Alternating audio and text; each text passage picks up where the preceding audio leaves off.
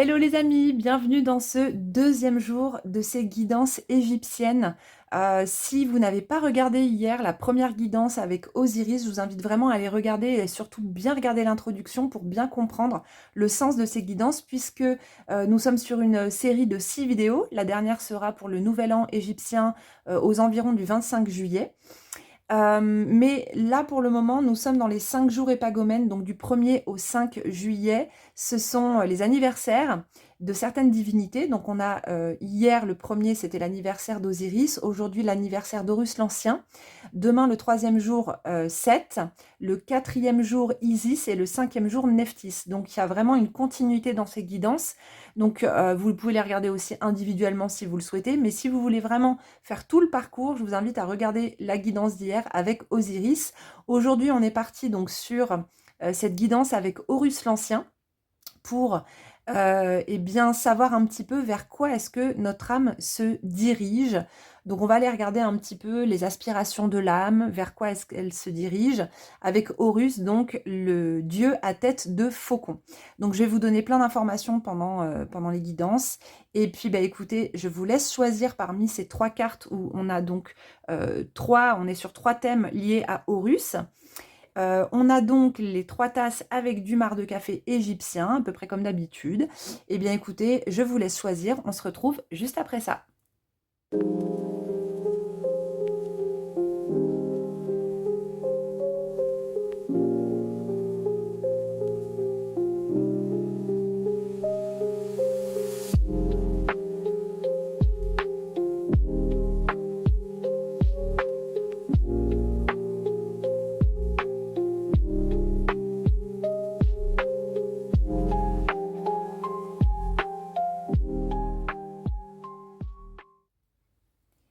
Bienvenue dans ce choix numéro 1. On va tout de suite découvrir la carte Horus que vous avez sélectionnée pour cette guidance, pour savoir vers quoi est-ce que votre âme se dirige.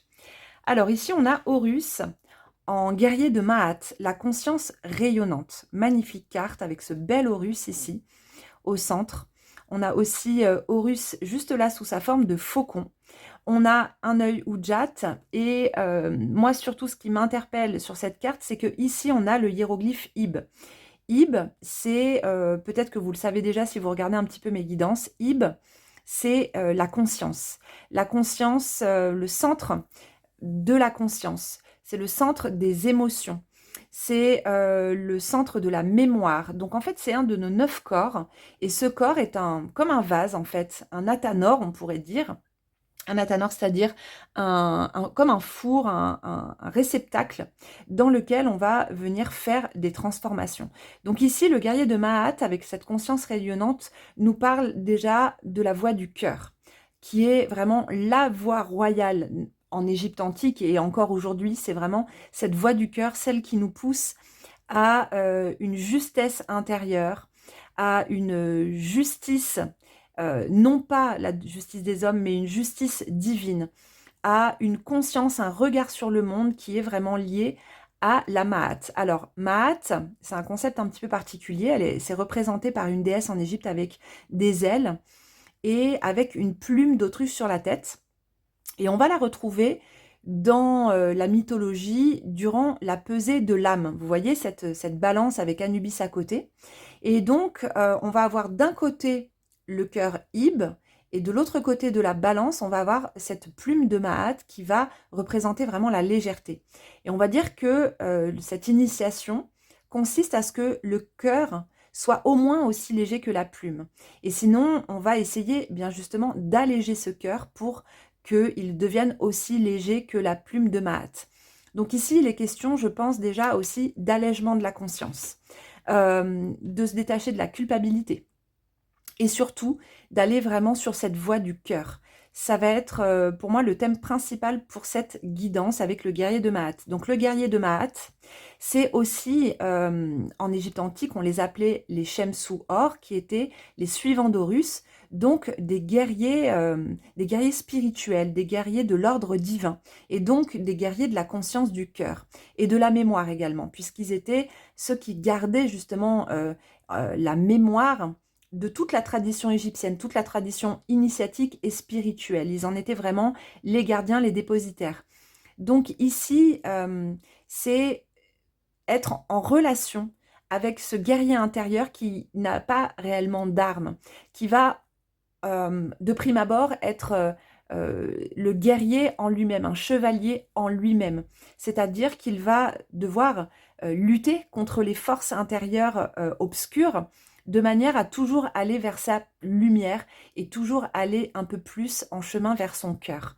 Donc voilà, ici il y a vraiment un appel de la voix du cœur pour moi au niveau de votre âme qui est un appel très fort à se relier à l'amour, l'amour universel, à l'amour divin, à l'amour, à ce qu'on appelle l'amour inconditionnel, qui est quelque chose qui est très difficile à incarner sur Terre, mais déjà dans un premier temps, à prendre conscience de cette voie du cœur et à prendre conscience aussi qu'on est sur une voie, non pas pour devenir quelqu'un de parfait, mais pour faire de son mieux et surtout de faire pour le bien, d'être toujours dans cette optique de faire pour le bien, d'être en conscience vis-à-vis des autres, de prendre ses responsabilités aussi en tant qu'humain, des projections qu'on peut faire sur les autres, etc.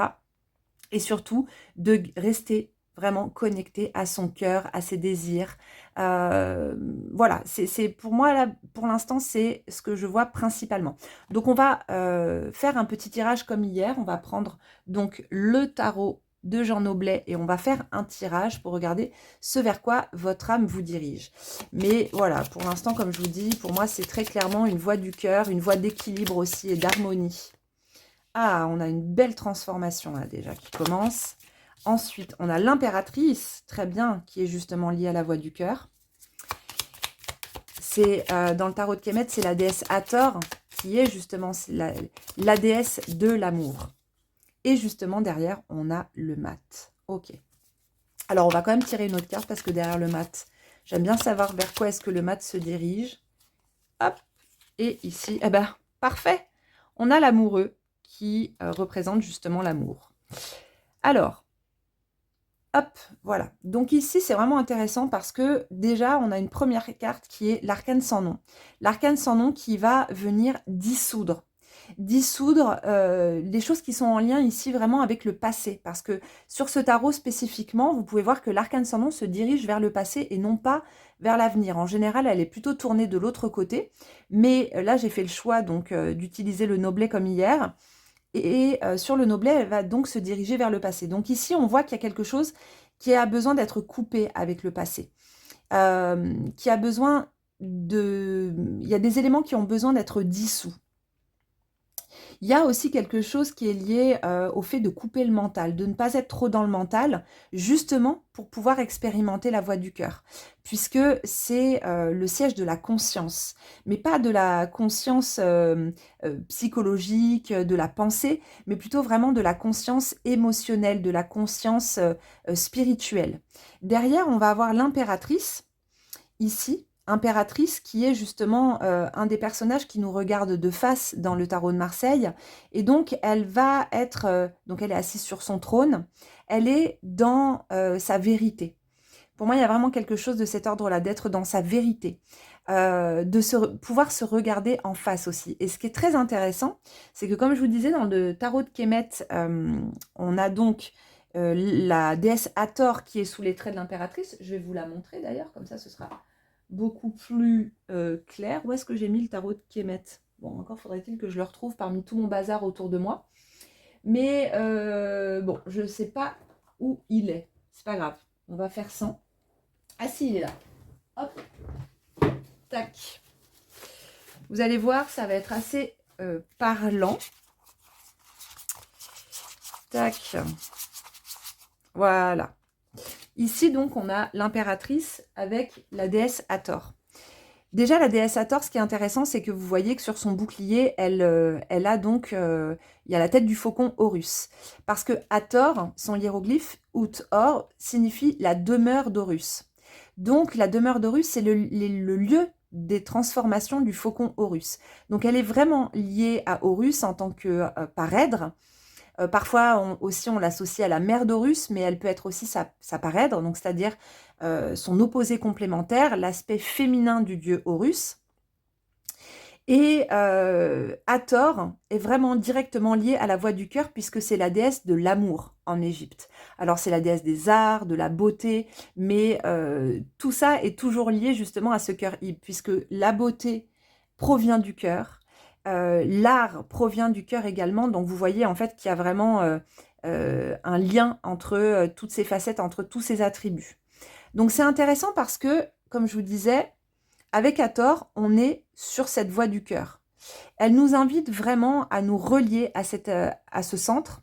Et c'est aussi ce qui va nous permettre, par exemple, de pouvoir créer à partir de la conscience du cœur. Et ensuite, ramener les créations dans la matière. Mais ces créations, ce ne sont pas des créations qui vont nous appartenir, elles vont provenir quelque part du divin, et nous, on va les manifester sur Terre. Donc pour moi, il y a aussi une idée ici de manifestation, de création. Donc par exemple, si vous êtes artiste, si vous avez un projet, si vous avez envie de créer quelque chose, eh bien voilà, on peut vraiment faire le lien avec cette guidance sur ce vers quoi votre âme vous amène, vous appelle. Donc d'abord la conscience du cœur, et cette conscience du cœur qui va permettre d'être des créateurs à partir justement du cœur qui, comme je vous disais tout à l'heure, est cet athanor dans lequel on va faire des transformations. En alchimie, c'est vraiment ça. Ce petit vase donc, qui est représenté là, le Ib, c'est un réceptacle dans lequel on va mettre des éléments pour pouvoir justement les transformer. Et ici, on voit qu'il y a déjà de toute manière une transformation qui est en cours. Il y a une dissolution de choses qui sont en lien avec le passé, une invitation à couper le mental, comme je vous disais tout à l'heure, pour revenir au cœur. Et derrière, bien sûr, alors juste en dessous, j'enlève la carte d'Hathor, on a le mat. Là aussi, c'est intéressant parce que dans le tarot de Kemet, j'aurais dû prendre le tarot de Kemet. Voilà, j'ai tout foiré. Dans le tarot de Kemet, on a Horus, justement Horus l'Ancien, qui est à la place du mat. Donc, vous voyez, c'est vraiment intéressant parce que il apparaît ici juste à côté d'Hathor et il s'en va, il part, il se met en chemin. Pour moi, vraiment, il a dans sa besace, il a tous les attributs de la déesse, ses attributs féminins, tous ses attributs de création, de cœur, etc. qu'il met dans sa besace pour partir en direction ici de l'arcane de l'amoureux, pour justement pouvoir développer cet amour. Alors ici, dans l'arcane de l'amoureux, on est sur un amour incarné. Vous voyez, on est sur comment est-ce qu'on donne notre amour, quelle posture est-ce que l'on a vis-à-vis des autres, socialement parlant, vis-à-vis de la famille, etc. Et comment est-ce qu'on donne notre amour, comment est-ce qu'on donne notre confiance, etc. etc. Avec l'ange au-dessus, on voit bien que cet amour, il provient d'ailleurs, il provient d'en haut. Il provient justement des plans, quelque part on pourrait dire des plans célestes. C'est pas quelque chose qui est lié au mental, c'est quelque chose qui est justement lié au cœur puisqu'il est directement connecté à notre spiritualité, donc au divin. Donc ici c'est vraiment un appel à faire les choix avec le cœur, à se positionner vraiment toujours à l'aide de l'appel de notre cœur. On est vraiment pleinement dans cette voie-là hein, pour cette guidance, c'est vraiment intéressant. Donc, hop, on va mettre les cartes là et on va regarder qu'est-ce qu'on a dans la tasse. Alors, oups, voilà. Excusez-moi, je suis un peu... je tourne le matin là et je suis réveillée, mais j'ai du mal à aligner bien tous mes mots comme il faut. Bref. Comme d'habitude, faites vos projections dans la tasse pour voir des symboles que je ne vois pas forcément, pour faire des analogies, ensuite des liens avec le tirage, d'accord? Alors, qu'est-ce qu'on a ici?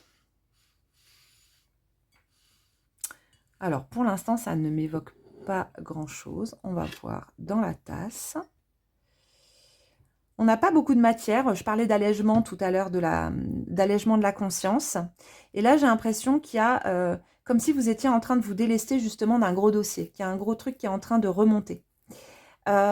Ici, je vois, hop, juste là, une femme assise, du coup, qui m'évoque vraiment justement l'impératrice, comme si elle était assise sur un trône, qui m'évoque cette impératrice, avec une main posée sur quelque chose de rond qui pourrait être, par exemple, un denier. Un denier ou en tout cas un cercle qui évoque vraiment la totalité.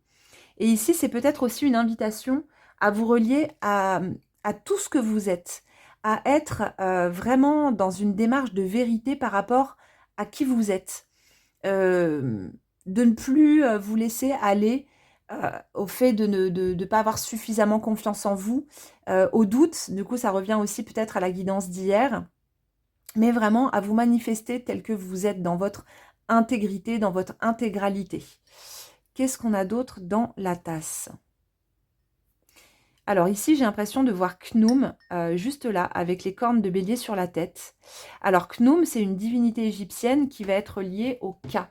C'est-à-dire que le dieu Khnum va être celui qui va forger le Ka, donc l'énergie vitale, le double d'une personne au moment de sa naissance.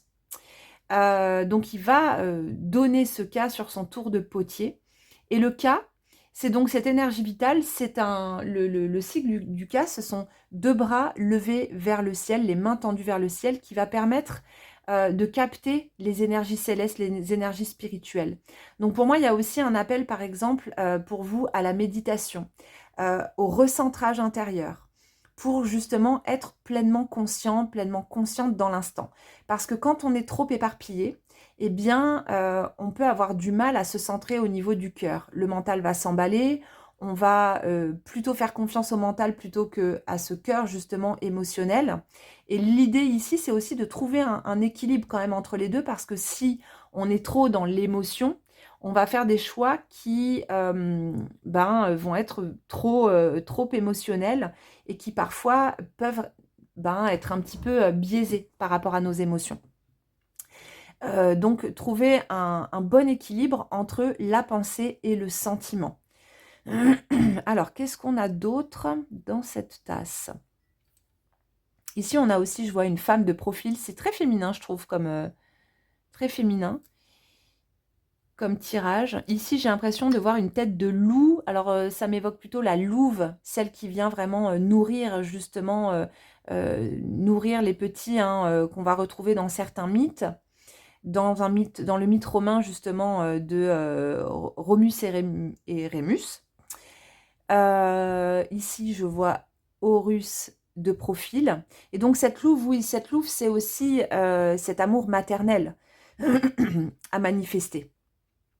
C'est-à-dire à être un peu comme la déesse, être dans cet espace du cœur et pouvoir offrir cet espace du cœur aux gens qui nous entourent. Pour moi, voilà, cette guidance, elle est vraiment liée à ça. Elle est vraiment liée au cœur spirituel, à cette voie royale qu'est le cœur. Mais cette voie, elle demande aussi de beaucoup, beaucoup transformer. Et là, c'est chouette parce qu'on a l'arcane sans nom qui est sorti en même temps. Donc, c'est vraiment pas mal. Alors, moi, aujourd'hui, on va reprendre la triade comme hier, mais j'ai sorti aussi le grand TTA. Alors, Sceau. Hop. La femme, je vous disais que c'était très féminin.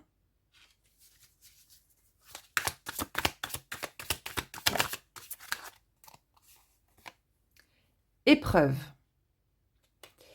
Alors, c'est possible. Alors, le Sceau,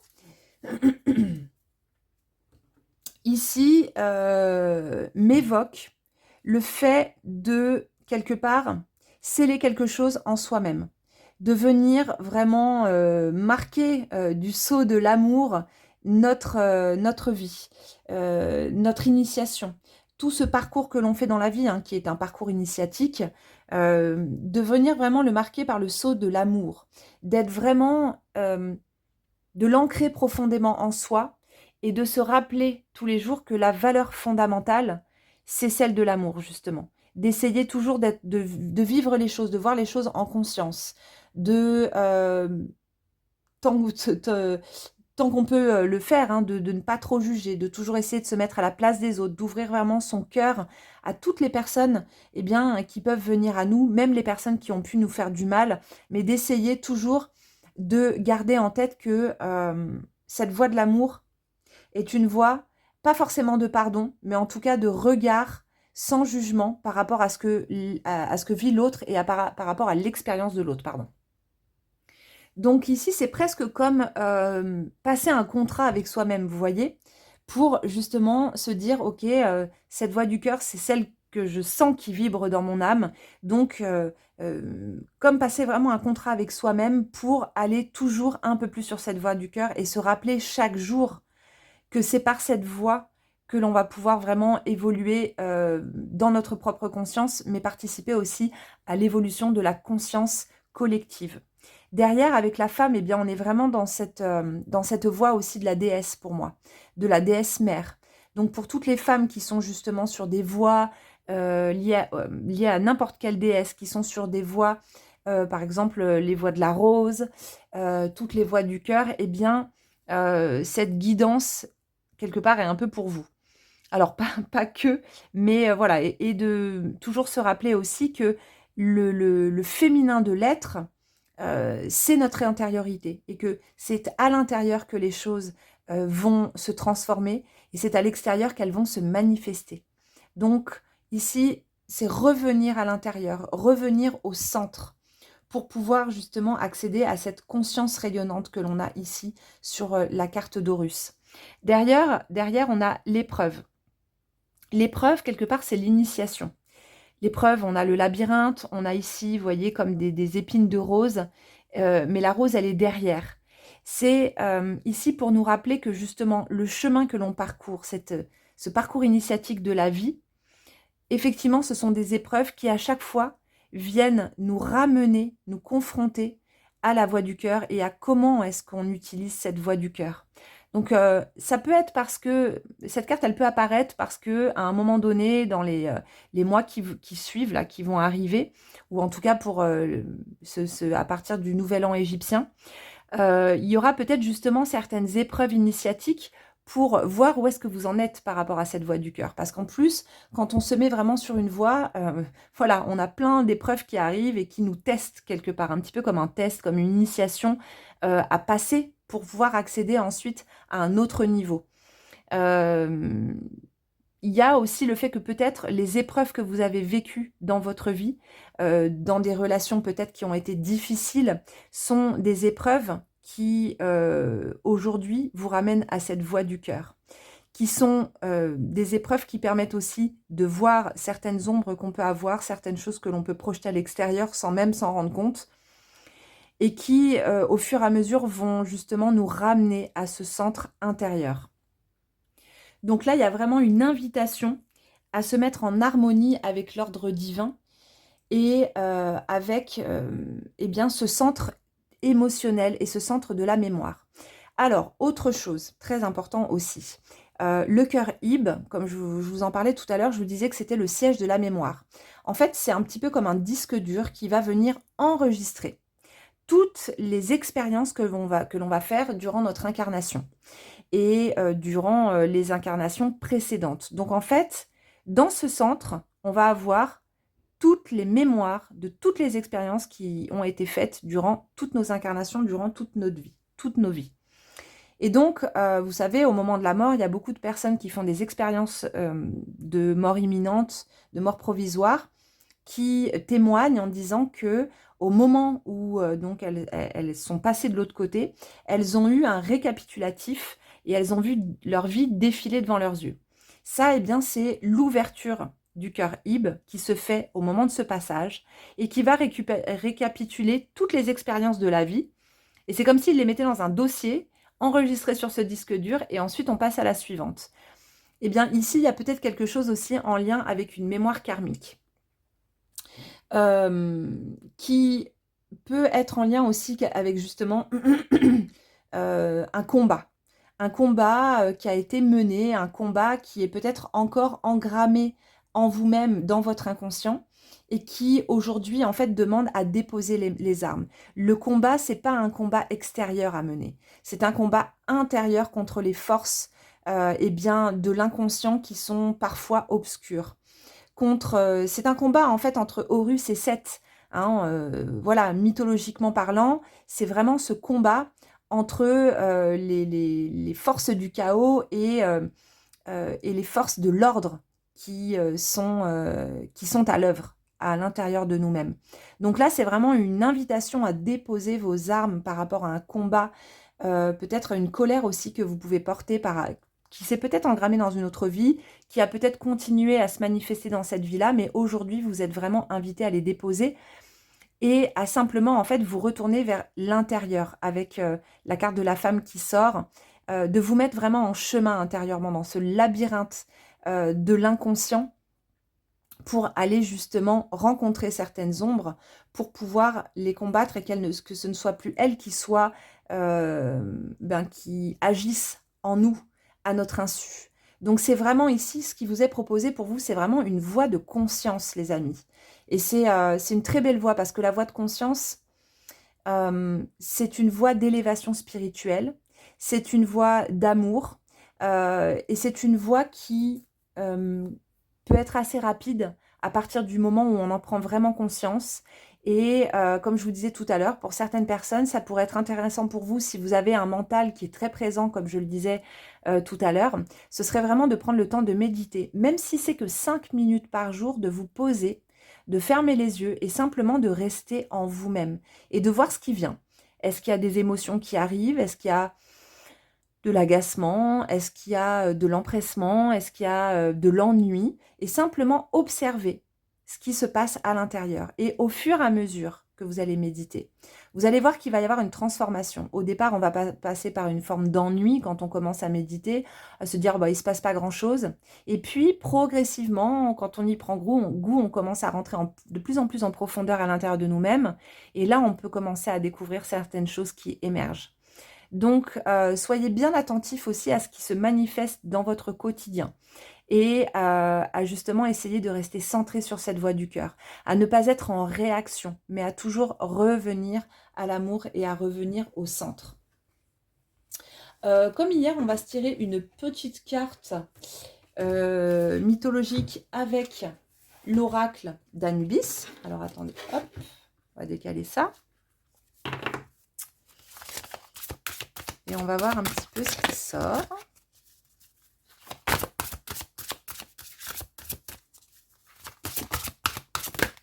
Alors, là, on va pas tout prendre.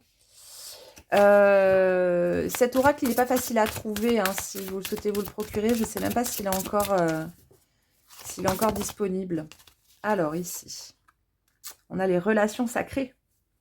Et oui, parce que forcément, quand on est sur une voie du cœur, ça ramène justement à des relations sacrées dans le sens, pas dans le sens âme sœur, etc., mais plutôt dans le sens d'être en relation sacrée aussi avec le divin, à travers l'autre. C'est-à-dire considérer l'autre et voir l'autre comme un aspect du divin, au même titre que nous, au même titre que les divinités, vous voyez ? Alors ici, on a Khnum, c'est marrant, hein, il est apparu tout à l'heure, surtout qu'il n'est pas sur beaucoup de cartes. Je ne sais pas si vous m'entendez encore, parce que j'ai un appel, c'est un peu pénible, ça doit être un spam. Excusez-moi, j'ai eu un appel en même temps, et je crois que ça avait coupé le son. Donc je disais qu'on a Khnum qui apparaît au centre, vous voyez, qui est en train de forger le cas de la personne sur son tour de potier. Et c'est vachement intéressant, justement. Pourquoi? Parce que il n'y a pas beaucoup de Khnum en plus dans cet oracle. Donc c'est marrant qu'il ressorte juste là. On a de l'autre côté, bien sûr, on a notre cher Horus qui est présent. Et de l'autre côté, on a Sobek qui est là. Sobek, si vous l'avez déjà eu d'ailleurs dans une autre guidance, il ressort pas très souvent, mais là, le fait qu'il soit présent, Sobek, c'est une divinité qui vient fluidifier les énergies, qui vient...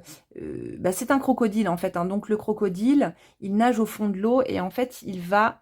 comment dire? Oh, j'arrive pas à trouver mes termes aujourd'hui, c'est horrible. Il va remuer, en fait, remuer la vase, remuer le limon, parce que c'est une terre qui est fertile. Donc là, il y a quelque chose qui est très lié justement à la terre. On a d'un côté le désert et on a de l'autre côté la vallée fertile, justement. On a le fait de venir fertiliser nos terres intérieures par la voie du cœur. Cette terre, donc, une fois qu'elle est fertile, il va pouvoir y avoir justement de bonnes choses qui vont pouvoir germer. Et c'est ça qu'on veut.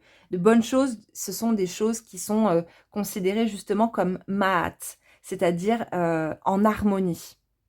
Là, il y a vraiment cette harmonie aussi qui est très présente dans cette carte pour moi. Derrière, on a le Sphinx qui est donc un corps de lion avec une tête humaine, qui ramène à la divinisation de l'animal. C'est-à-dire que quand on est, donc on est un humain dans son chemin spirituel d'incarnation, et le but de l'initiation, de l'éveil, c'est justement en fait quelque part de diviniser l'humain dans son incarnation sur Terre. Donc c'est pour ça que on a un corps animal, l'animal représente nos énergies intérieures, et ensuite on a cette tête humaine sur le Sphinx. Donc là, on voit vraiment que pour vous, c'est une voie spirituelle qui est présente et vers laquelle votre âme tend. On va revenir vraiment sur le plan de l'incarnation et on va faire un petit tirage avec les Théias pour voir un petit peu ce qui potentiellement vous attend pour les prochains temps. Soupçon. Alors, hier, je parlais du doute. Voilà, on a parlé du doute hier. Ici, pour moi, les soupçons, quand ils apparaissent, c'est peut-être justement le doute, le fait d'être suspicieux vis-à-vis de soi-même, le doute sur nos compétences par rapport à cette voie du cœur. On a l'amour en plus qui ressort juste derrière. Avec l'Athanor, regardez, on a les deux coupes ici, et on a l'Athanor au centre. Vous voyez ? Je vous amène un petit peu plus proche la carte. Donc on a vraiment cette carte de l'amour qui ressort entre le doute, faiblesse, obstacle. Donc d'un côté on a les soupçons et de l'autre côté on a la faiblesse. Donc pour moi c'est vraiment ces deux cartes, soupçons et faiblesse, avec ces deux coupes ici, ce sont en fait les deux choses que l'on peut porter en soi et qui ont besoin simplement en fait d'être intégrées, d'être acceptées pour que, on pourrait dire, l'alchimie spirituelle de l'amour puisse se faire. C'est-à-dire en fait accepter toutes les parts de nous-mêmes. Accepter le fait d'avoir des doutes, accepter d'avoir aussi ses faiblesses, accepter de ne pas être parfait, accepter que cette voie du cœur, c'est une voie qui peut prendre aussi du temps et que on n'est pas toujours centré dans le cœur. Ici, c'est une invitation de votre âme. Il n'y a bien entendu aucune injonction sur le tirage, il faut vraiment que ça résonne hein, pour vous, mais il n'y a pas d'obligation à la perfection. Il y a simplement une invitation à être centré dans le cœur et à faire pour le bien.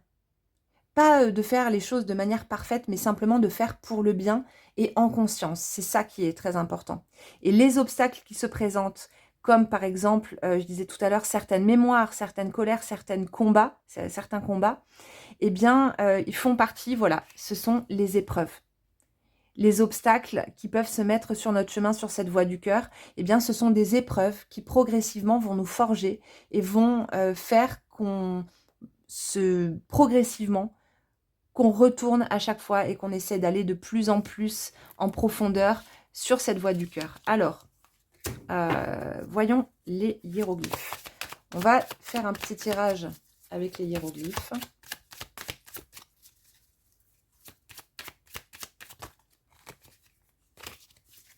Alors après, c'est aussi, voilà, accepter, vraiment, accepter ces épreuves et que la vie n'est pas faite pour être parfaite. La vie est faite pour être vécue, pour être expérimentée. Alors, est-ce qu'il y en a... Ah! Oh non, elle va être pleine de marc de café. Alors, attendez, je les suis. Alors, on a l'œil, on a Bess et on a l'or. L'or, c'est vraiment l'or alchimique, hein, ici avec le hiéroglyphe Noob. C'est l'or alchimique. L'œil, c'est l'œil de la conscience. Donc, c'est encore une fois, ça ramène vraiment à cette voie de conscience. Bess, derrière, c'est un protecteur du foyer. C'est un protecteur des femmes enceintes, surtout au moment des accouchements. Mais surtout, c'est une divinité qui va être beaucoup liée à la joie. À se connecter aussi bien à votre joie intérieure, à une joie sans cause. pour pouvoir manifester en fait cette voix du cœur. L'or, ici il y a écrit richesse et avidité, mais c'est l'or alchimique, c'est l'or spirituel, c'est l'or de la conscience, c'est l'or qu'on porte en nous. Et ce qui est intéressant avec Horus aussi, c'est que ici on est sur une guidance d'Horus l'Ancien. Horus l'Ancien, donc c'est donc le frère de Isis, d'Osiris, de Seth et de Nephthys, mais c'est également le fils d'Isis. Mais parce qu'en fait, ce sont deux manifestations différentes du dieu Horus.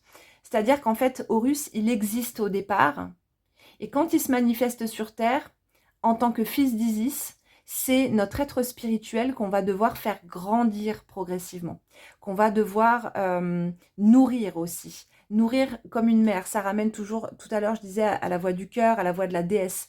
Nourrir en fait cet être spirituel intérieur pour qu'il puisse grandir en conscience et pour qu'il puisse devenir quelque part aussi de l'or. Vous voyez? Donc c'est vraiment intéressant. Et Bess nous ramène aussi à cette joie de l'enfant, à cette légèreté, encore une fois, la légèreté de la plume de mat. Donc pour moi, il y a vraiment quelque chose aussi en lien pour vous à alléger votre cœur, euh, à ne pas rester dans les rancœurs, à ne pas rester peut-être bloqué sur des douleurs, certaines personnes qui ont pu vous faire du mal, mais vraiment aujourd'hui à passer à autre chose. Ça ne veut pas dire pardonner, mais ça veut dire aujourd'hui j'ai plus envie de t'étriper, mais voilà, je suis en paix avec ce qu'on a vécu. Et voilà, je continue mon chemin, sans pour autant, devenir amie avec les personnes qui nous ont fait du mal, etc. Mais simplement essayer de faire un travail pour être en paix avec toutes ces mémoires qui sont un petit peu difficiles. Et être en paix, c'est se recentrer dans son cœur, justement. Accéder à la paix du cœur. Voilà, écoutez les amis, j'espère que cette guidance vous a plu et vous a parlé. N'hésitez pas à laisser un petit commentaire, ça me fait toujours hyper plaisir, à mettre un pouce et à vous abonner à ma chaîne. Et je vous dis à demain, du coup, pour la guidance avec 7. Ça va envoyer du lourd. Allez, je vous laisse et je vous souhaite une très bonne journée. Bye bye. Les amis, bienvenue dans ce choix numéro 2. On va tout de suite découvrir la carte que vous avez choisie pour cette guidance avec Horus sur ce vers quoi votre âme vous emmène. Alors, ici, on a l'œil Ujat, la réintégration. Alors, l'œil Ujat, qu'est-ce que c'est? C'est l'œil de l'initié. C'est l'œil qui voit au-delà du voile des apparences. C'est l'œil des perceptions. Donc ici, pour moi, la première chose qui me vient là, en regardant la carte, c'est lié aux perceptions extrasensorielles, à l'intuition, au sixième sens.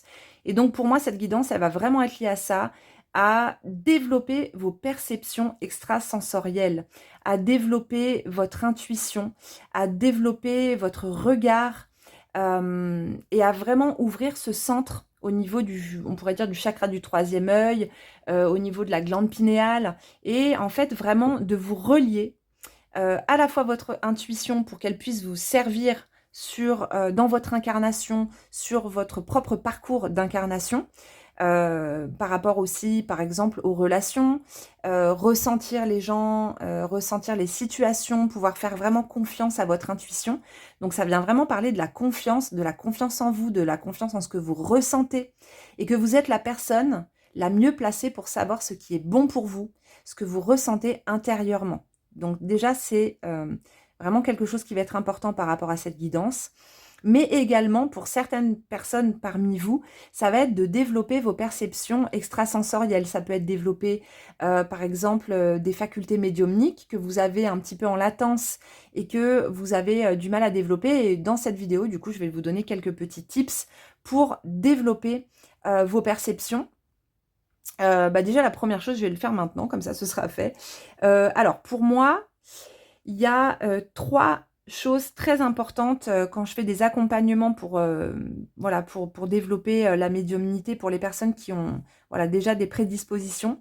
La première chose, ça va être la volonté. Ça va vraiment être de le vouloir profondément, d'être déterminé. Ça, c'est on va dire, primordial. Il faut vraiment être déterminé.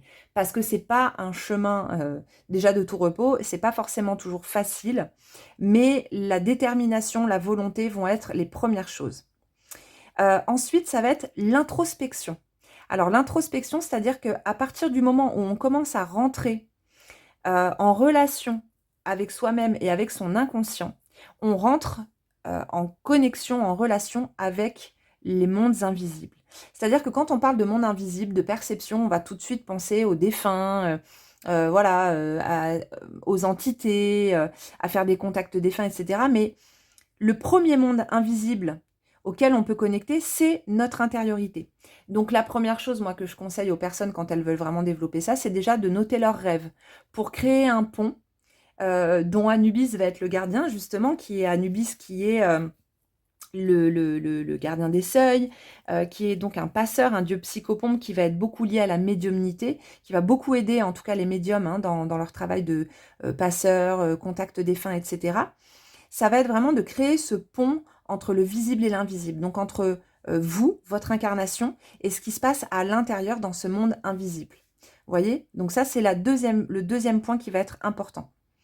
Donc le V, le I, et la dernière chose, c'est le P. Attendez que je me rappelle, parce que j'ai un petit trou.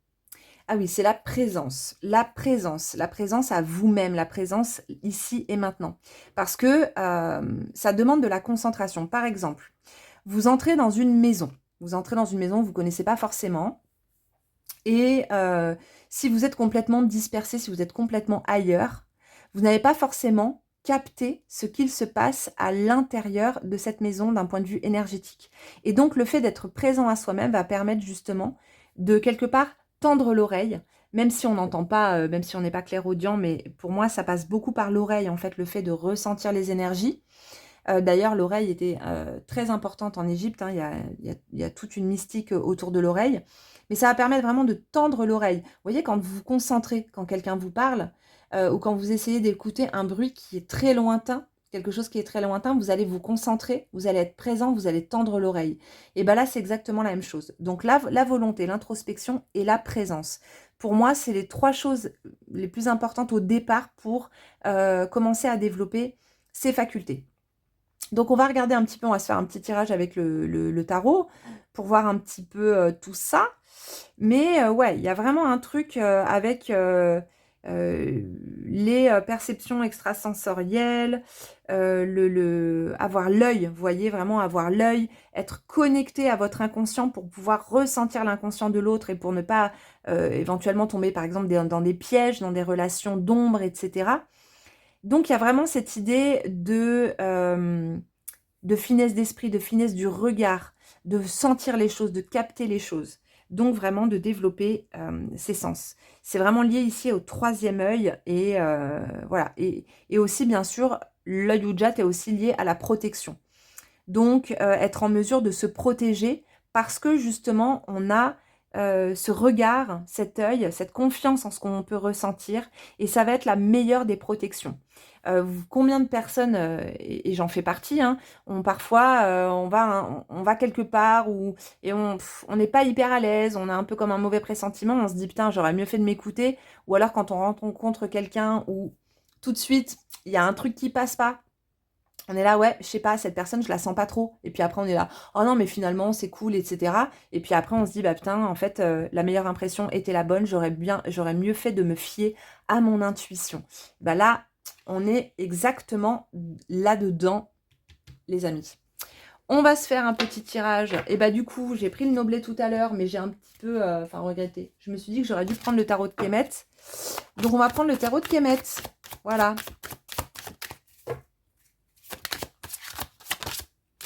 Alors, qu'est-ce qu'on a? Ah, on a le jugement. Intéressant parce que le jugement, justement, il est beaucoup lié au contact, peut être lié au contact défunt. Il peut être beaucoup lié à la clairaudience. Ensuite, on a le diable au centre. Et après, qu'est-ce qu'on a? Donc avec 7. Ah, sympa. Le monde en fin de tirage, ça c'est pas mal. Hein. C'est pas mal du tout. Alors, Ici, pour moi, il est question, effectivement, comme je vous disais tout à l'heure, de développer les perceptions. Je vais sortir aussi le Noblet, comme ça, on va les mettre côte-côte, ça va être intéressant. Hop. Voilà. Tac. Tac. Tac. Voilà. Donc, le jugement, c'est effectivement une carte qui vient nous parler de lien avec l'au-delà. Vous voyez, on a 3 personnages, dont un qui sort du tombeau. Donc, on est vraiment lié justement à la renaissance, à la résurrection, à la nouvelle conscience, etc. On est avec donc 2 personnages autour. Donc, on est quand même dans le domaine des défunts. Vous voyez, avec cette tête qui sort du tombeau. On pourrait parler de la sortie du tombeau de Jésus, par exemple, et de cette tête justement qui va s'élever vers les plans célestes. Et puis juste au-dessus, on a cet ange avec sa trompette que les Hébreux appellent le sonar.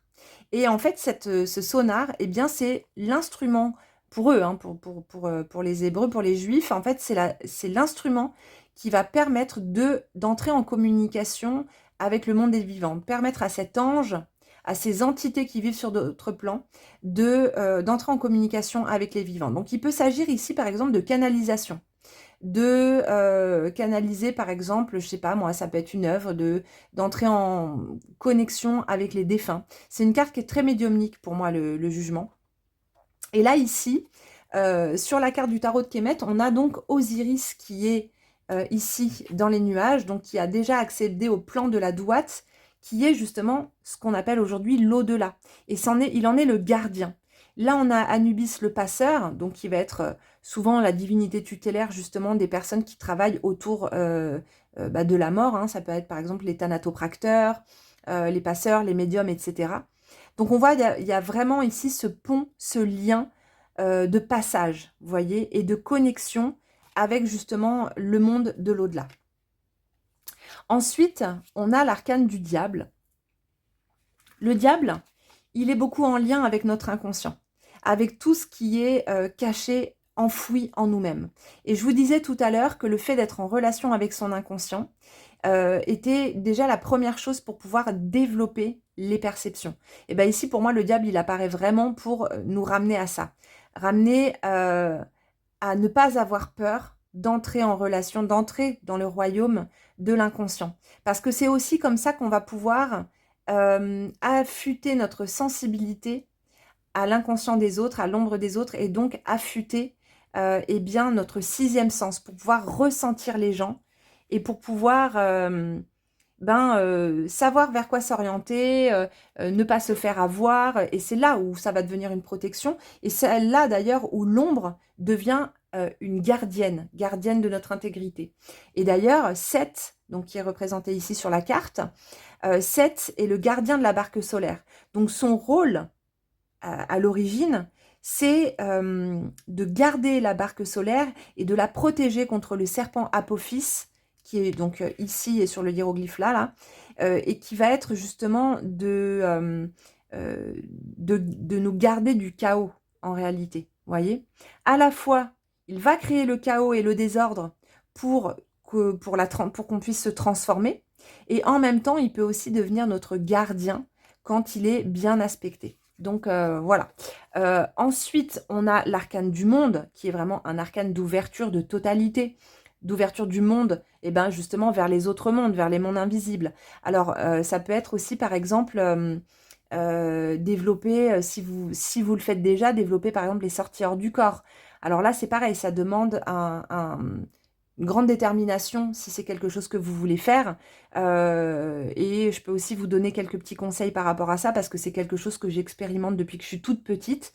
Donc c'est pour moi, vraiment, ça a été très formateur, parce que durant mes sorties hors du corps, et encore aujourd'hui, parfois je suis confrontée justement à certaines entités, ou aussi j'ai été confrontée à certaines de mes ombres. Je crois qu'une des premières entités avec qui j'ai connecté, enfin en tout cas divinité justement, ça a été Seth. J'ai mis beaucoup de temps à le comprendre, mais ça a été une expérience assez incroyable. D'ailleurs, si vous voulez plus d'informations sur ce sujet-là et sur mes expériences de sortir du corps, sur mon blog, en fait, sur mon site internet, vous avez le blog et vous avez un article qui s'appelle Apprentie guerrière de l'astral, où je raconte certaines anecdotes justement de comment est-ce que je suis devenue un peu une guerrière de l'astral au fil du temps. Donc pour les sorties hors du corps, parce que vraiment, hein, pour moi, l'arcane du monde, c'est un des arcanes qui va être très très lié à ça. On va ici avoir un portail, comme on peut retrouver justement durant les sorties hors du corps, avec des tunnels qui nous emmènent à différents endroits. La sortie hors du corps demande vraiment, à moins que ce soit quelque chose qui soit inné chez vous. Donc moi, par exemple, je fais beaucoup de sorties hors du corps qui sont pas contrôlées, en fait, qui sont vraiment spontanées. Mais au fur et à mesure, à force d'entraînement, maintenant, j'arrive à provoquer l'état vibratoire et la paralysie du sommeil pour justement faciliter la sortie hors du corps, puisque la paralysie du sommeil, c'est le premier stade, on va dire, de la sortie de corps. Ça va être un entraînement. Je vous conseille de vous réveiller, de mettre un réveil, par exemple vers 5 heures du matin, d'aller aux toilettes, de vous recoucher et comme ça, vous êtes encore un petit peu entre deux, vous savez, dans la phase hypnagogique qu'on appelle. Vous êtes encore à moitié bien réveillé. Vous vous recouchez, vous vous allongez sur le dos, les bras le long du corps. Et le but, c'est de réussir à garder sa conscience éveillée tandis que le corps s'endort. Et là, une fois que vous êtes allongé sur le dos, eh bien, vous imaginez de l'énergie. En fait, vous ressentez comme si vous aviez un deuxième corps un peu plus petit à l'intérieur de votre corps physique, que vous faites monter de haut en bas, et simplement, en fait, de ressentir ce mouvement d'énergie. Et vous allez le faire de plus en plus fort et de plus en plus vite. Et vous testez cette technique pour voir si ça marche pour vous.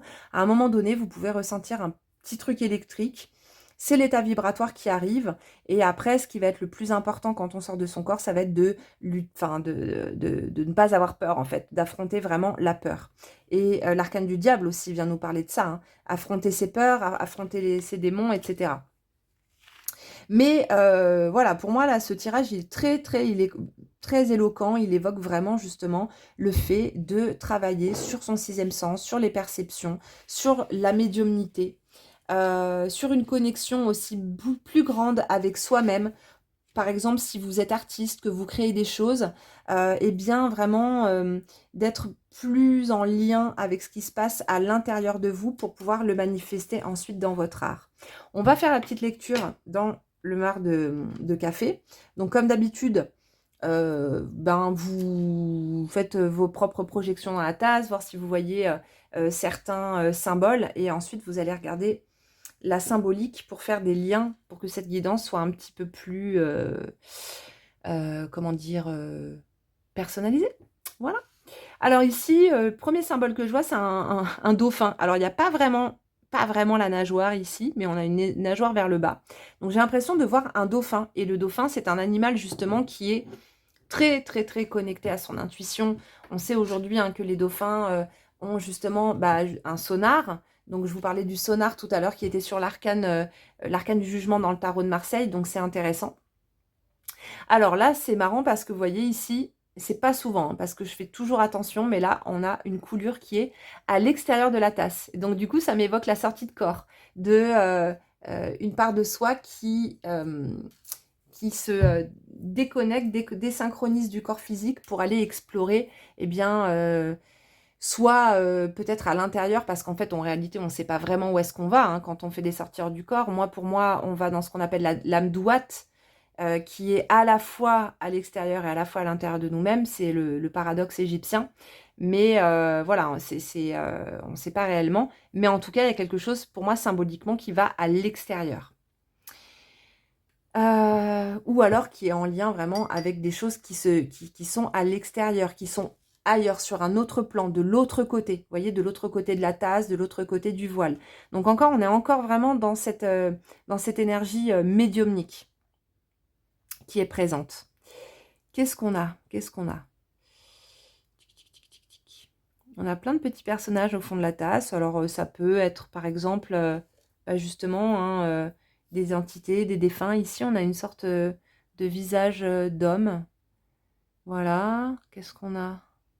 On a un chien, regardez, on dirait un Saint-Bernard, on a un chien juste là. Le chien, c'est Anubis. On a vraiment cette énergie du passeur qui est présente. Il est beau. Je ne sais pas si vous le voyez bien, mais il est juste là, là. Qu'est-ce qu'on a d'autre? On a un personnage qui est assis avec, comme s'il posait les mains, le visage sur ses mains, dans ses mains. Peut-être justement en concentration. Qu'est-ce qu'on a d'autre? Donc si en plus de ça, vous faites régulièrement des rêves avec un chien, ou même je vous invite à aller regarder la guidance que j'ai faite justement sur le message de vos rêves, mais si vous faites des rêves régulièrement avec un chien, il y a aussi il y a aussi ça, c'est-à-dire vraiment le chien c'est le passeur et qui potentiellement peut vous aider à développer vos perceptions, développer votre intuition. Ici, pour moi, il y a vraiment une invitation à entrer beaucoup plus en profondeur en vous pour connecter vraiment à ce centre de l'intuition, à apprendre à mieux vous connaître et à mieux ressentir justement les autres. Et cette invitation aussi à être en connexion avec ce qui se passe à l'extérieur. Je pense que de toute façon, le message principal de cette tasse, il y a ce joli chien, là, ce Saint-Bernard qui apparaît. Et ici, on a cette coulée à l'extérieur. C'est rare, hein, franchement, qu'il y ait des coulées à l'extérieur parce que je fais toujours attention pour pas salir mes jolis napperons. Donc voilà, il y a une petite échappée quand même là, on voit. Hein. Et le dauphin, bien sûr, qui vient nous parler justement de ce sixième sens, de cette intuition. Alors, on va maintenant prendre l'oracle de la triade. On prendra aussi le grand Tétéia tout à l'heure, qui va nous donner peut-être des indications supplémentaires. Ouh. Alors, on va peut-être pas tout prendre parce que on a la mutation. J'aimerais bien qu'elle saute une par une. 2. Ah, elle m'y est tombée. Qu'est-ce que c'est? Oméga. Delta. Mutation. On a delta et on a oméga. Ok. Hop, je vais poser ça là. Alors, il y a, pour moi, il y a quelque chose lié à la totalité. C'est-à-dire prendre conscience de la totalité aussi du monde et des différents mondes qui nous entourent. Oméga, alors attendez, je regarde juste parce que je suis pas exactement sûre. Ah bah voilà, delta c'est vraiment la clairvoyance. La clairvoyance avec l'œil au centre, vous voyez. On a vraiment cette idée de voir les choses, d'affiner ses perceptions. C'est aussi ce qui nous permet d'ailleurs de nous connecter davantage aussi à des expériences spirituelles intérieures. Parce que plus on va être en connexion avec notre intériorité, plus on va être en présence et plus potentiellement on peut vivre ces expériences spirituelles. Alors après, ça peut être des expériences spirituelles de connexion au divin, mais aussi c'est des expériences spirituelles hein, quand on est en contact avec les défunts, très clairement. Hein. Mais ici, avec l'oméga, on est vraiment aussi dans quelque chose à accomplir pour moi, dans un accomplissement. C'est la dernière lettre de l'alphabet grec. C'est quelque chose qui vient clore un cycle. Et pour moi, c'est vraiment ici un aboutissement. Et en plus, on a l'arcane du monde qui est le dernier arcane numéroté. Donc, il vient aussi nous parler de ça. C'est-à-dire, à la fin, après, eh ben, il y a l'autre côté du voile. Donc, on est bien toujours dans cette idée de développer, d'être peut-être en contact avec les défunts. Pour vous, de l'énergétique ou quelque chose comme ça. On va se prendre une petite carte mythologique comme hier avec l'oracle d'Anubis. On va sortir les Théia aussi.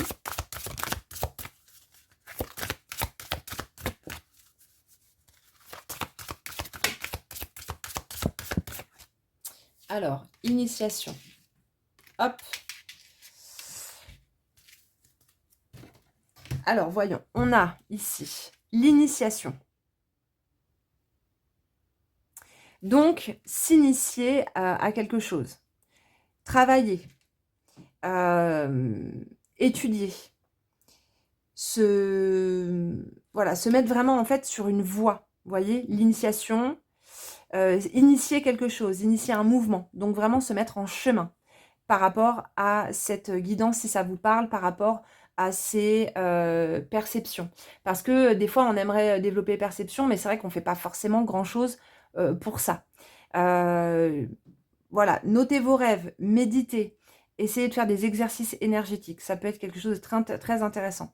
Après, j'ai un programme qui s'appelle Lightworker, que j'avais sorti il y a des années, qui a cartonné, un truc de fou, et qui est justement sur le fait de développer les perceptions et qui sera très bientôt disponible dans la boutique de mon site internet. Donc pour les personnes que ça intéresse, il y a plein d'exercices, il y a plein de choses et c'est très abordable. Donc voilà. Ici, on a ensuite la pyramide. La pyramide qui est justement aussi une forme d'aboutissement, puisque c'est le lieu des grandes initiations en Égypte antique. Et ensuite, on a Osiris avec la transmutation et la régénération. Donc ici, c'est vraiment question de s'initier à quelque chose, de s'initier, d'apprendre de nouvelles choses, et également quelque chose qui va, quelque part, nous régénérer. Osiris avec la 13, on est aussi dans l'énergie de l'arcane sans nom, puisque vous voyez ici, il est dans sa posture, il est momifié. Donc on est encore quand même dans cette idée de lien avec les défunts. Moi, c'est quelque chose que je sens quand même pas mal. On va se faire une petite carte.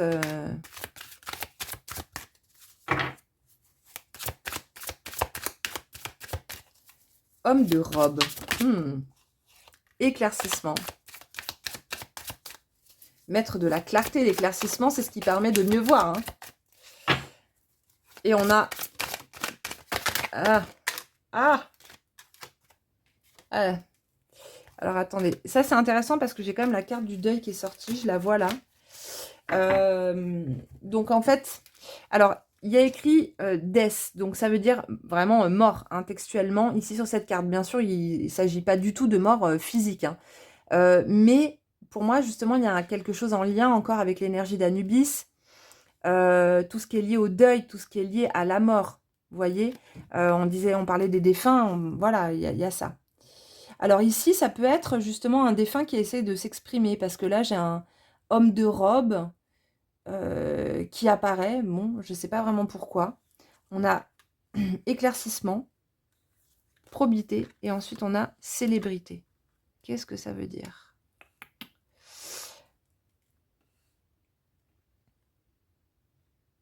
Quelque chose de connu. Célébrité, ça, pour moi, c'est vraiment dans le sens, justement, quelqu'un de connu, quelque chose de connu. Homme de robe, deuil, éclaircissement. Bah, pour moi, c'est comme s'il y avait quelqu'un qui venait donner son approbation. Qui venait donner son approbation, comme si un homme, peut-être parmi vous, un homme peut-être qui était déjà en lien avec les défunts, mais qui vient comme vous donner son approbation, qui vient vous dire tu peux le faire. Et qui, pour vous, en fait, le fait qu'il vous donne cette approbation, c'est une manière aussi d'éclaircir peut-être un questionnement que vous aviez par rapport à ça. Alors, hier, je parlais justement de ne pas attendre l'approbation des autres, etc. Mais ici, c'est comme si, c'est pas forcément aussi que vous en aviez besoin, mais c'est que lui veut venir vous dire que c'est la bonne voie. Je sais pas, c'est un peu ce que je ressens par rapport à ce tirage. C'est un peu énigmatique, mais c'est ce que je ressens, c'est ce que je peux vous dire. Comme s'il y avait peut-être un homme, un grand-père aussi, peut-être, ah oui, ok. Comme si vous aviez eu en fait des expériences déjà, des expériences de contact défunt, de signes de l'au-delà, avec par exemple, ça peut être un grand-père, un homme de robe, un homme de loi, mais peut-être aussi un homme qui n'a pas forcément été quelqu'un de très sympa dans sa vie. Il y a écrit homme méchant en fait juste en dessous, donc peut-être que ça a été quelqu'un aussi avec beaucoup de caractère, quelqu'un qui n'était pas forcément toujours voilà, très sympa avec les gens ou même avec vous, mais quelqu'un aujourd'hui qui vient vous dire que les signes qu'il vous a envoyés sont vraiment des signes, c'est-à-dire que vous n'avez pas rêvé, que vous n'ayez plus le doute en fait sur les signes que vous avez reçus. Et que si vous avez reçu ces signes, eh bien c'est que vous aviez aussi la capacité de les recevoir. Donc, ouais, pour moi, il y a ça. Donc ça peut être un grand-père, ça peut être un père, ça peut être quelqu'un que vous connaissiez et que vous savez en fait que vous avez eu des signes de lui, mais vous étiez toujours un peu dans ce doute, hein, surtout si la guidance d'hier était vraiment déjà liée au doute. Le cœur, se relier. Ici, c'est l'hiéroglyphe Ib qui vient nous parler justement d'être en reliance avec son cœur, qui est le centre aussi de l'intelligence émotionnelle, le centre de la mémoire, le centre de la conscience. Donc on en revient vraiment à l'Ujat aussi, vous voyez, cette conscience intérieure.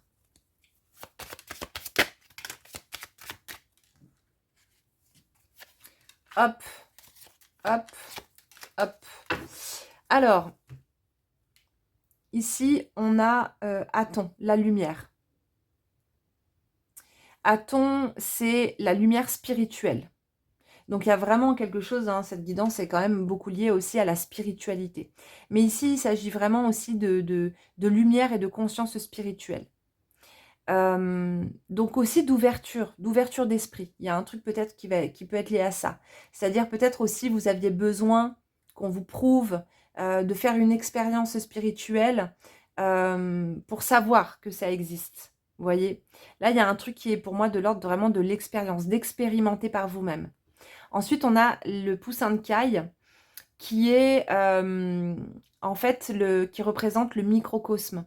Donc le microcosme, c'est quand on rentre justement beaucoup plus en profondeur à l'intérieur de soi, jusqu'à ce monde de la douate, ce monde de l'au-delà. Parce qu'en réalité, quand on rentre en communication avec par exemple un défunt, moi quand je fais des contacts défunts, je me connecte vraiment intérieurement à mon cœur. Ça passe par mon intériorité. Vous voyez? Et d'ailleurs, pour les Égyptiens, ce monde de la douate, donc Amdouat, le monde du dedans, qui est donc leur au-delà, il s'appelle quand même le monde du dedans. Donc il existe à la fois à l'extérieur de nous, mais à la fois à l'intérieur de nous-mêmes. Vous voyez? Donc ça, c'est important aussi. Et ensuite, on a l'abeille. L'abeille qui est un symbole beaucoup de royauté, qui va être lié à certaines prêtresses et qui va être lié aussi au tissage. Alors, je m'explique. Vous savez, elles font des alvéoles. C'est-à-dire que ces alvéoles, c'est comme autant de mondes qui sont en fait les uns après les autres. Comme si en fait c'était des multivers. Donc il y a vraiment un lien aussi avec les différents mondes, hein, qui va se tisser au fur et à mesure. Et donc pour moi ici, ce vers quoi votre âme tend, eh bien c'est de que vous puissiez vous connecter à votre intuition, que pour certains d'entre vous, ça va être de développer les perceptions extrasensorielles, la médiumnité, ça peut être aussi la vision à distance, les contacts défunts, etc., etc. Donc voilà les amis, j'espère que cette guidance vous a parlé, vous a plu. N'hésitez pas à me laisser un petit commentaire qui me fait à chaque fois, ça me fait trop chaud au cœur. Mettre un pouce vers le haut et vous abonner à ma chaîne parce que, eh bien, vous savez, ça soutient énormément mon travail. Donc vraiment, un grand merci à vous. Et je vous dis à demain pour la guidance avec Seth et ça va envoyer du très très lourd. Allez, bisous, bye bye.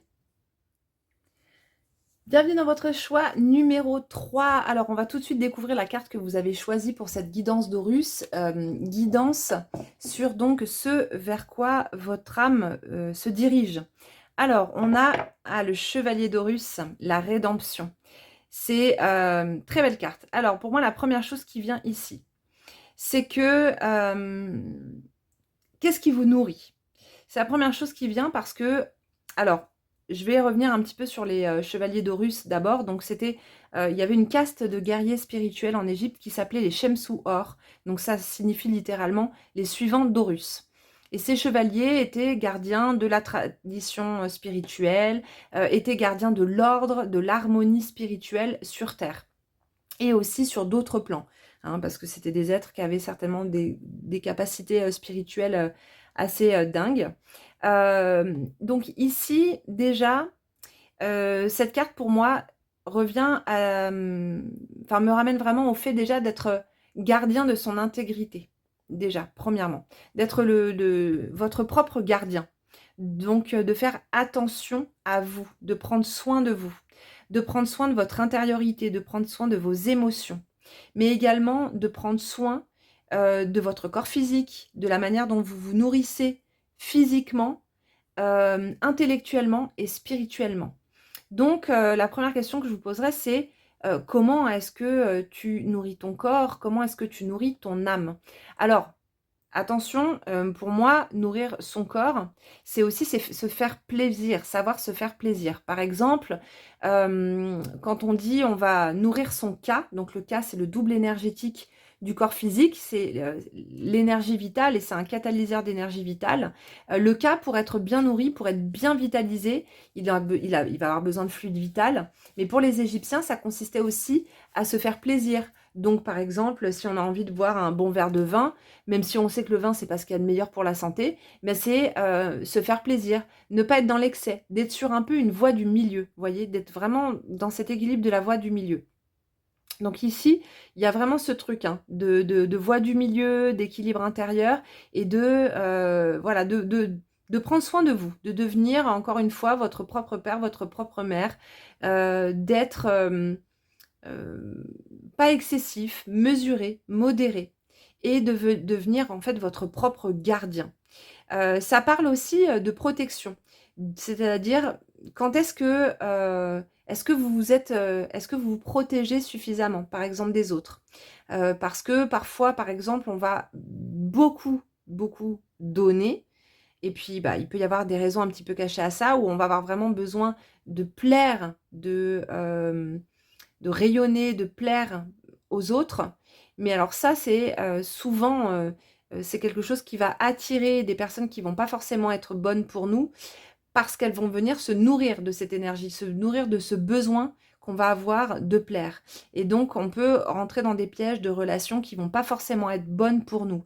Donc, est-ce que tu es bien gardien, bien gardienne de ton intégrité? De ce que tu portes en toi. En tout cas, votre âme, elle tend à aller vers ça. Elle tend à ce que vous deveniez votre propre chevalier.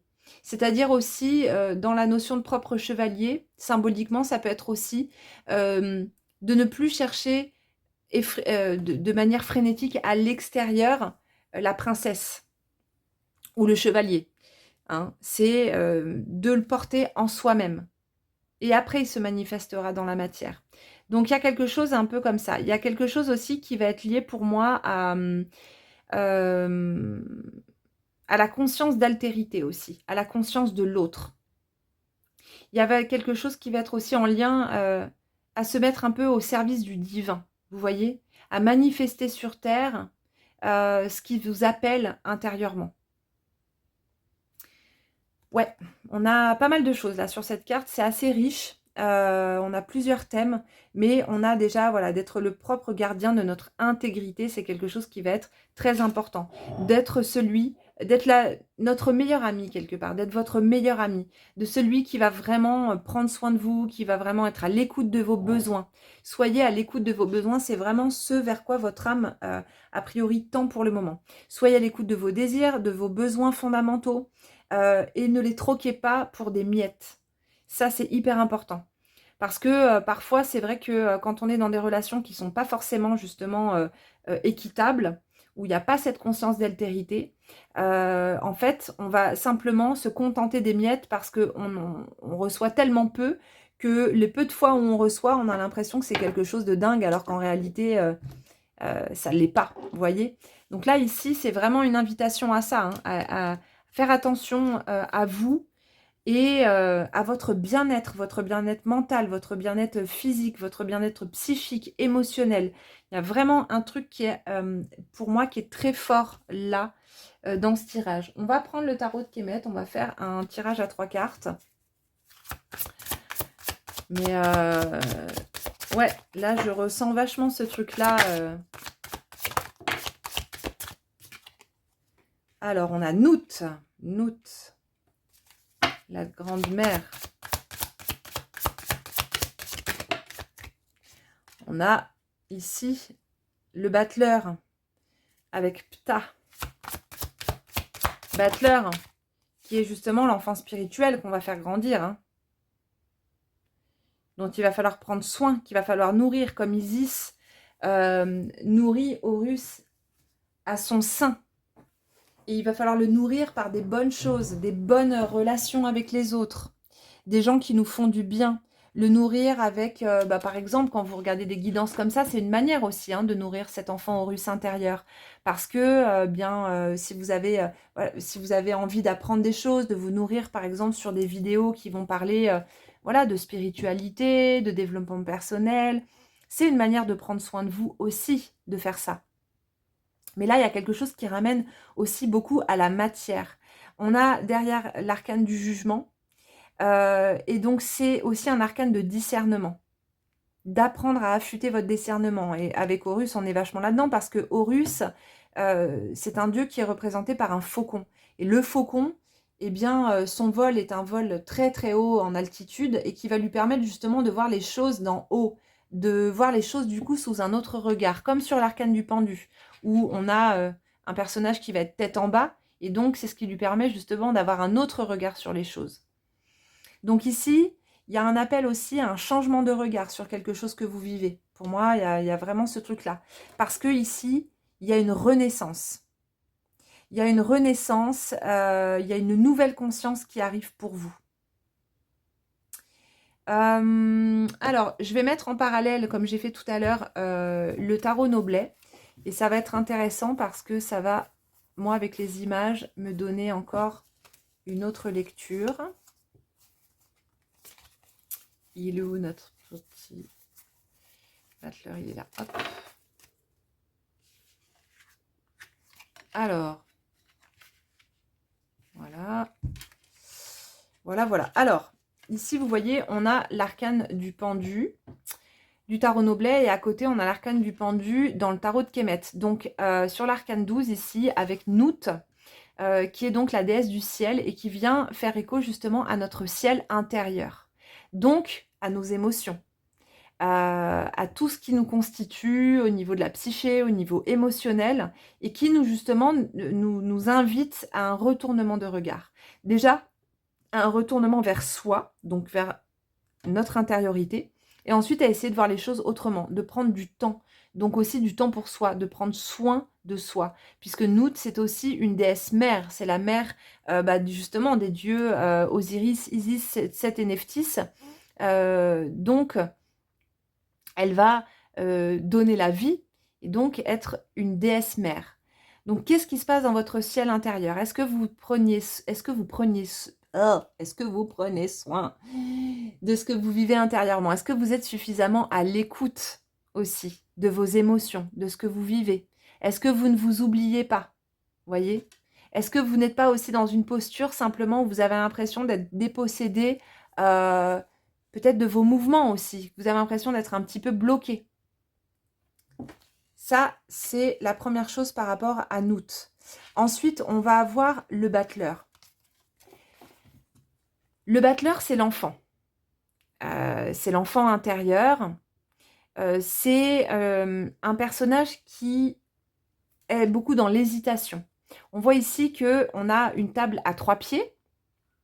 Table donc qui n'est pas encore tout à fait stable, mais un personnage qui a aussi beaucoup d'outils, beaucoup de choses pour pouvoir faire, pour pouvoir manifester. Vous voyez, et ici c'est le dieu Ptah. Ptah qui va être beaucoup lié à la forge, au fait de forger, d'être forgeron, et qui va être beaucoup lié justement au feu du coup. Hein. Pour forger quelque chose, on va avoir besoin de feu. Et donc ici, c'est aussi retrouver le feu intérieur. Je vous disais tout à l'heure, retrouver le feu du désir. Je ne sais pas si j'en ai parlé d'ailleurs tout à l'heure. Mais ce feu intérieur, ce désir justement de bien se nourrir, de prendre soin de soi, comme on prendrait soin d'un enfant. Vous voyez? Derrière, on a l'arcane du jugement qui vient nous parler encore une fois, aussi de jugement. Hein. D'ailleurs, il est beaucoup sorti là, dans cette guidance d'Horus, le jugement. De ne pas avoir de jugement vis-à-vis de soi. Déjà, c'est la première chose, de mauvais jugement. Et ensuite, ici, pour moi, c'est vraiment une carte de résurrection, de régénération, de nouveaux cycles, de prise de conscience qui va être beaucoup lié justement à l'arcane du pendu, hein. Donc là, pour moi, il y a vraiment quelque chose comme si vous aviez besoin de prendre conscience d'une chose en particulier euh, et de changer quelque chose en particulier pour justement pouvoir vraiment eh bien, avancer selon les désirs de votre âme, vous voyez. Ici, en plus, c'est intéressant parce que le battleur, c'est la première carte du tarot et c'est justement en fait le début de l'incarnation. Et là, il y a quelque chose avec qu'est-ce que votre âme est venue incarner. Est-ce que ce que vous vivez aujourd'hui, est-ce que c'est ce que votre âme est venue incarner? Et pour savoir ça, c'est quand on est en harmonie avec soi-même, alors c'est pas tous les jours bien entendu, il y a des hauts et des bas, mais quand on sent qu'on est sur la bonne voie, on le sait. Et ici, le battleur, justement, nous parle aussi de cette voie. Quelle voie est-ce que je vais prendre? Comme s'il y avait encore une hésitation, vous ne saviez pas encore. Et je pense que en reprenant vraiment ce contact avec ce soin intérieur, ça vous permettra de mieux savoir vers quoi est-ce que vous avez envie d'aller. Mais pour ça, il va falloir, je pense, mettre de l'ordre aussi dans votre vie pour pouvoir mieux entendre justement l'appel de votre âme. Mais là, on sent qu'il y a un appel, hein. Il y a un appel intérieur à aller vers quelque chose. Alors, on va reprendre une petite carte justement, voir pour aller vers quoi. On a l'impératrice, tac, qui sort. Alors, l'impératrice, ici, c'est la déesse Hathor, c'est la déesse de l'amour. Du coup, si vous avez choisi cette guidance numéro 3, je vous invite à regarder la première, parce qu'on va justement parler d'Hathor. Ici, pour moi, c'est vraiment la voix du cœur. Il y a, mais avant de pouvoir vraiment vous concentrer sur cette voix du cœur, pour moi, il y a quelque chose qui est vraiment à réharmoniser par rapport à ce qui vous nourrit, par rapport à, voilà, à qui, qu'est-ce que vous nourrissez en vous-même et à l'extérieur de vous-même. Si par exemple vous êtes épuisé, fatigué, et bien justement c'est vraiment un signe que votre âme a besoin que vous vous recentriez, que vous preniez aussi le temps de réfléchir, de ressentir ce qu'il se passe en vous-même pour pouvoir vous remettre sur votre voie. Et votre voie, comme je vous disais, c'est d'être votre meilleur ami, votre propre protecteur, celui qui va vraiment prendre soin intégralement de vous. Et pour ça, il y a aussi un travail, je pense, de guérison à faire au niveau de certaines blessures pour que vous puissiez vous remettre sur cette voie du cœur, sur cette voie de la chevalerie. Parce qu'il y a vraiment un appel, hein, pour moi, avec l'arcane du jugement, il y a vraiment un appel à ça. Mais là, il y a encore, on sent certaines blessures dont il faut prendre conscience pour pouvoir ensuite retourner sur cette voie du cœur. Mais vous pouvez vraiment regarder le choix numéro 1 parce que ça va être intéressant, je pense, pour vous. Alors, ce qu'on va faire, c'est qu'on va faire une petite lecture dans le marc de café.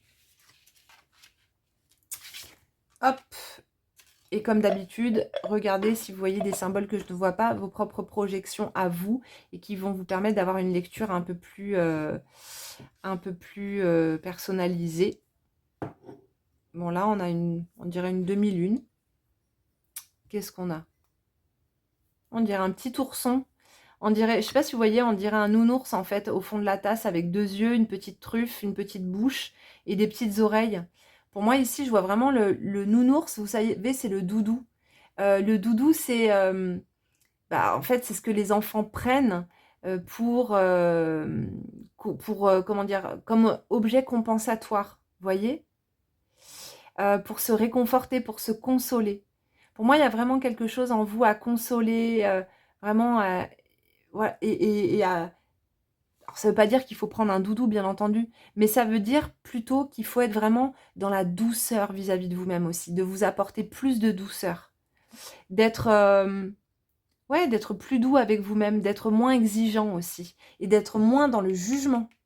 Et donc ce vers quoi votre âme elle tend, c'est comme je vous disais tout à l'heure, c'est que vous deveniez votre meilleur ami, au lieu d'être cet ennemi intérieur qui est tout le temps dans cette autocritique et qui dévalorise et qui fait que ben finalement, on n'arrive pas à manifester des choses parce qu'on a l'impression jamais qu'on sera jamais capable. Et on se mettra jamais en chemin parce qu'on a toujours l'impression qu'on n'est pas capable. C'est des choses qui ont pu être forgées durant l'enfance, hein. Mais ici, c'est apporte-toi du soin. Je vois un personnage ici qui a les mains sur les yeux, comme s'il y avait quelqu'un qui pleurait, comme s'il y avait beaucoup de tristesse. En plus, on a quand même pas mal d'eau aussi dans la tasse ici. Comme si justement il y avait cet enfant intérieur blessé qui avait besoin vraiment d'être consolé, qui va être représenté ici, je pense, par le battleur.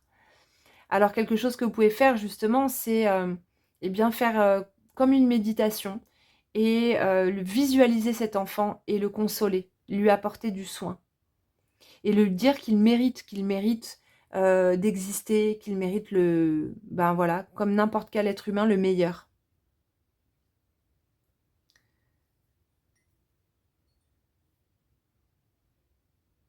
Mmh.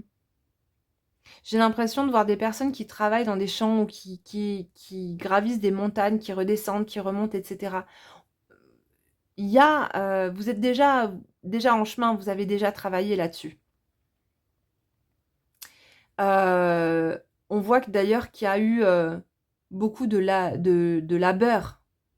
Il y a eu vraiment beaucoup de labeur. Au niveau, comme si vous aviez beaucoup travaillé déjà. Alors ça peut être physiquement ou psychiquement, hein, que vous êtes déjà en route. Mais on sent qu'il y a un élan à gravir quand même, à gravir la montagne. Qu'est-ce qu'on a d'autre?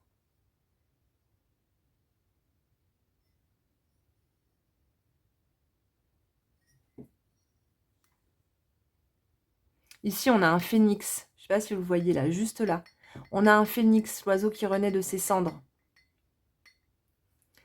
Dans la guidance sur les prénoms, je ne sais pas si vous vous souvenez, j'avais parlé des Sandra, Sandrine, de tous les noms qui commencent par cendre, justement, qui vont être vraiment liés à cette énergie du phénix.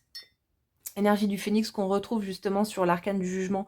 Donc il y a vraiment ici, pour moi, une renaissance qui arrive et qui va demander vraiment pour vous d'être déterminé dans le fait vraiment enfin de trouver de la douceur et de faire aussi des choix qui vous font du bien. Les choix qui vous mènent vers quelque chose de positif. Vous voyez?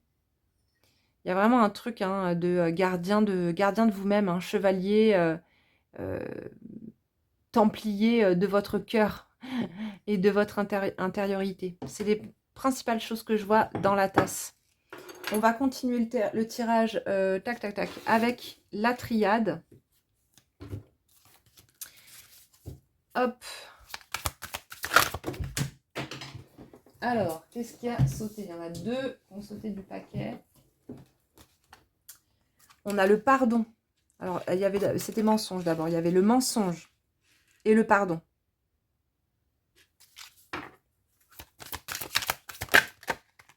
Erreur. Sagesse.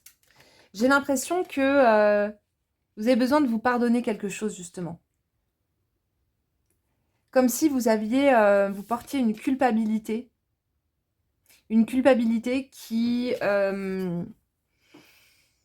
comme si vous aviez fait... Alors, peut-être que vous avez fait, à un moment donné, on fait tous, hein, bien entendu, on fait tous des erreurs. Mais c'est ces erreurs qui nous mènent à la sagesse. Et ici, le tirage, pour moi, il vient vraiment évoquer ça.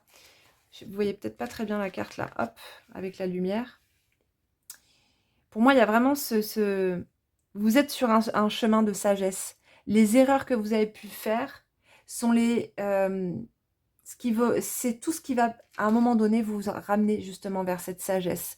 On sait d'ailleurs que le serpent, le symbole du serpent qu'on retrouve dans le mythe d'Adam et Ève, c'est également un symbole de sagesse. Il apparaît parce qu'il est à la fois le poison et à la fois le remède. Donc pour moi, il y a une alchimie intérieure qui est en train de se faire là. Mais peut-être que vous êtes menti à vous-même, vous voyez, avec la carte mensonge. Et que je pense que vous avez vraiment besoin de vous pardonner à vous-même. Après, ça peut être aussi parce que c'est quelqu'un qui vous a menti, qui vous a fait croire certaines choses et qui n'a pas été sincère. D'où, en fait, peut-être le fait aussi de culpabiliser aujourd'hui d'avoir fait cette erreur, de croire quelqu'un qui n'avait pas forcément les intentions qu'il disait avoir. Et la carte du pardon au centre, moi je suis un peu prudente avec le pardon parce que je pense qu'en fait, on n'est pas toujours obligé de pardonner aux autres. Je pense que c'est vraiment un choix qui appartient à chacun. C'est vrai qu'à partir du moment où on pardonne et où on passe à autre chose, ça peut soulager la conscience. Mais ici, justement, c'est plutôt question en fait d'éteindre le feu de la rancœur. Vous voyez? Donc c'est pas forcément de tout pardonner, mais en tout cas éteindre le feu de la rancœur, de la colère. Et surtout, je pense, éteindre le feu qui pourrait vous consumer et qui est vis-à-vis de vous-même, de ce dont vous pourriez vous en vouloir par rapport à vous-même. Donc ça, c'est vraiment, voilà, c'est vraiment ce que je ressens là par rapport à ce tirage. Pour pouvoir devenir ce meilleur ami, ce gardien, ce Shemsu or de votre intériorité, celui qui va être gardien de votre enfant spirituel intérieur, parce que Horus, c'est cet être spirituel intérieur, et vous avez besoin d'en prendre soin. Et pour ça, il faut prendre soin aussi de ce qui se passe à l'extérieur, de ce qui se passe dans notre corps. Voilà. Voilà ce que j'ai à dire. Alors, voyons. Il y a un but sacré derrière tout ça. Voilà. Il y a un but sacré et on a Hathor juste derrière qui apparaît encore. Elle est sortie tout à l'heure, là, en tant vraiment que demeure d'Horus. Elle apparaît encore ici. Il y a vraiment quelque chose avec aussi la voix du cœur. Donc, vraiment, du coup, je vous invite vraiment à aller regarder le choix numéro 1 parce que je pense qu'il sera vraiment intéressant pour vous. Voilà, ici, il y a vraiment, pour moi, cette voix du cœur, effectivement, qui vous est proposée. Mais avant, il y a vraiment comme un nettoyage à faire. Mais il y a derrière, effectivement, un but sacré. Ici, on a Ptah, qui apparaît ici sur l'arcane du battleur. On a Nout, la voûte céleste, qui apparaît juste là. On a Geb, la terre, qui est ici, et on a Anubis qui apparaît aussi sur la carte qui est là, l'arcane du jugement. Donc c'est intéressant parce que tous les personnages, quasiment, qui sont ici sur les cartes, sont présents sur celle-ci. Ici, ça vient vraiment nous parler justement d'un but sacré, il y a une cohérence, et il y a une raison à ce qui se vit, à ce qui est présent. On a le serpent aussi, hein, qui est là, d'ailleurs. Il y a une raison, il y a un sens à tout ce que vous êtes en train de vivre. Il y a une initiation derrière tout ça. Et donc, connecté à son ciel intérieur, connecté à Nout, c'est aussi celle qui prend soin, justement. C'est vraiment une déesse qui va être liée au réconfort. Vous voyez? Donc, pour moi, il y a vraiment quelque chose en vous qui a besoin d'être réconforté, qui a besoin d'être embrassé aussi, qui a besoin vraiment d'être intégré ici avec Hathor, intégré dans la voie du cœur. Alors, les Théias, on va sortir une carte ou deux pour voir.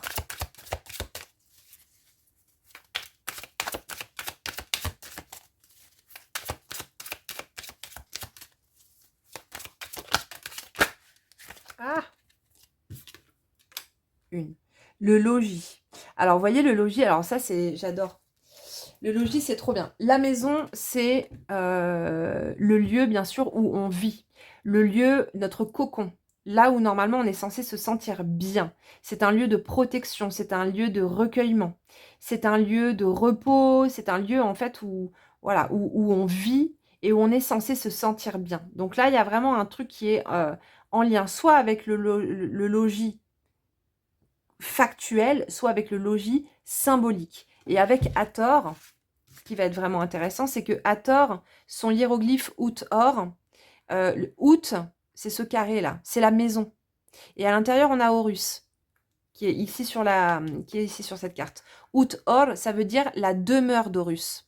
C'est le lieu des transformations. C'est le lieu aussi où on se sent protégé, où on se sent bien, où on est censé se sentir bien. Et la maison, c'est également le temple, donc le corps et notre intériorité. Donc ici, pour moi, ça ramène encore une fois vraiment à, voilà, à prendre soin de votre logis, sous toutes ses formes, qu'il soit factuel ou qu'il soit symbolique, à prendre soin de ça, de votre corps physique, de vos corps mentaux, de votre corps mental, de tous vos corps. Et de devenir, comme je vous disais tout à l'heure, votre meilleur a mis votre meilleur atout. C'est ça qui va être important et c'est ça vers quoi votre âme se dirige aujourd'hui. Donc j'espère que ça vous parle. N'hésitez pas à, bien sûr à me dire dans les commentaires. On va prendre quelques hiéroglyphes. Alors c'est marrant parce que j'ai vu que juste derrière, là on a... Non mais trop bien, on a l'abri. Protection, aboutissement. Je dis, en fait, j'ai vu que derrière, il y avait Bastet, elle est passée sur le dessus. Et c'est la protectrice du foyer, Bastet. Et quand je retourne le tarot, derrière, il y a l'abri. Vous voyez, la protection. Donc là, en carte psychologique, on est bien dans ces énergies-là aussi. Hein. Alors les cartes du dessous, souvent, c'est la carte un peu psychologique d'un tirage. Donc je ne les regarde pas forcément toujours quand je vous fais les guidances, mais ça peut arriver des fois. En tout cas, en consultation, j'en prends pas en ce moment. Je regarde toujours ce qu'il y a derrière. On a l'œil, on a Horus, on a Maat. Et qu'est-ce qu'on a ici? On a Aton encore qui sort beaucoup hein, en ce moment. Mais c'est normal avec cette chaleur. Alors ici, on a donc l'œil. L'œil, c'est le hiéroglyphe Ir. C'est voir aussi, hein, voir les choses telles qu'elles sont. Regarder à l'intérieur. Horus, eh ben Horus, il est là. Donc très clairement, on est encore dans cette notion de protection. Derrière, on a Maat qui vient nous ramener de l'harmonie, de l'équilibre, hein, du soin, de l'harmonie. C'est très important pour vous. Et ensuite, derrière, on a la lumière divine. On a Aton, c'est votre lumière intérieure. Retrouvez cette lumière intérieure. Et pour retrouver cette lumière intérieure, vous devez remettre de l'harmonie dans tout ça. Voilà les amis, j'espère que ça vous a parlé, que ça vous a plu. N'hésitez pas à me laisser un petit commentaire, à mettre un like, à partager éventuellement cette vidéo ou à vous abonner à ma chaîne. Ça soutient énormément mon travail. Moi, ça me fait super plaisir de lire vos commentaires. Et je vous dis, eh ben, écoutez, à demain pour la prochaine guidance avec 7. Et ça va envoyer du très très lourd. Voilà, je vous embrasse et je vous dis à demain. Bye bye.